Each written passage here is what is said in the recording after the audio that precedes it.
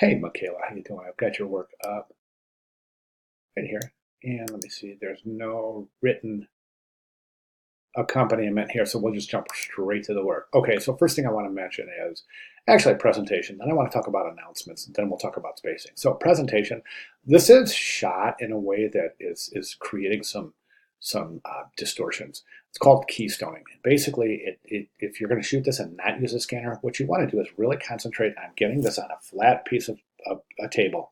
Okay, making sure your lighting is right, and then hold that camera directly above the piece. I mean directly. Make sure that camera is perfectly level.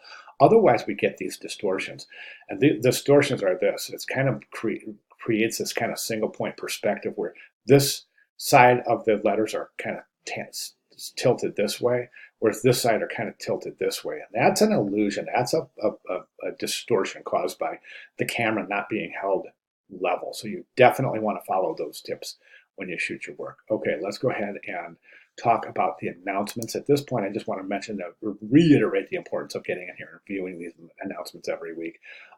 From welcome to week one all the way to welcome to week two. These four videos, I'm sorry, these four announcements here have a bunch of videos in them, all sorts of good stuff in there, tips and tricks, caveats, things to look out for. Examples, tutorial videos, all sorts of stuff. And you definitely want to take a look at those. Week two has a video in it specifically dedicated to how to kern fire and ice on the computer. And this document here is from that that video. So I'm not going to share this document because I don't want you to be able to jump in there and steal the, I shouldn't say steal, and borrow the kerning settings. But please feel free to take a screenshot of this and use it as a guide for your final iteration. And I'm going to do that right here, as we're going to use this to compare your work. Okay, so you can clearly see the keystoning I was talking about, right? Okay, baseline, mainline, capline, good job. We don't have any overshoot depicted on the baseline. We don't have any overshoot depicted on the mean line either, with the exception, well, actually we got a little bit, but the N isn't showing overshoot. The E, the C, and the other E are showing overshoot. Overshoot, of course, is covered in week two materials. And if you want more on overshoot, just go ahead and Google typographic overshoot.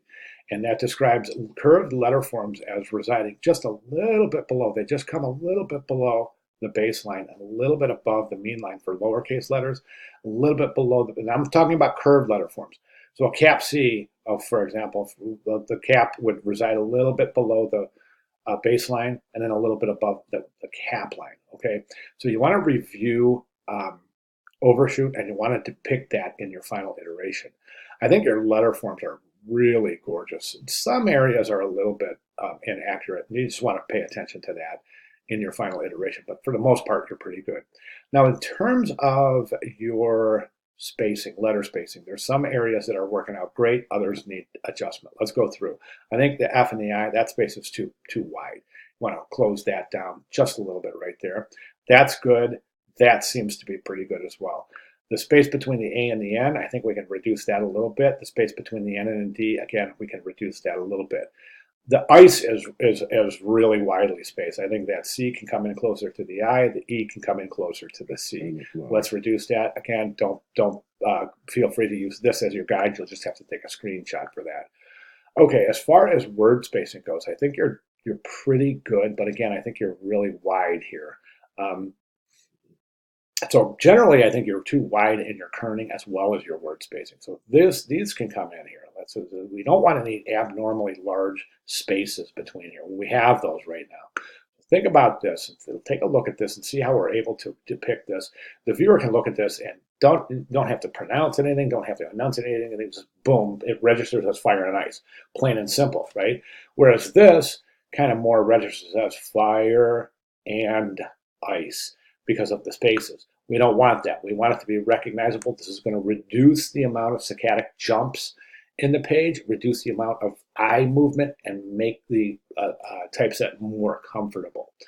So let's go ahead and adjust your word spacing by bringing fire closer to ice, and then really watch this space here, which is problematic because of these two open counters here in the lowercase letters. So you want to make that to appear to be a little bit closer. It's going to appear to be the same, but this is going to be a little closer based on these optical illusions caused by the open counters of the lowercase e and the lowercase a. Okay, so those are my recommendations. If you have, I'd like to see those recommendations addressed in your final submission due Sunday. But if you have any questions at all, please just let me know between now and then. Okay, great. Thank you very much.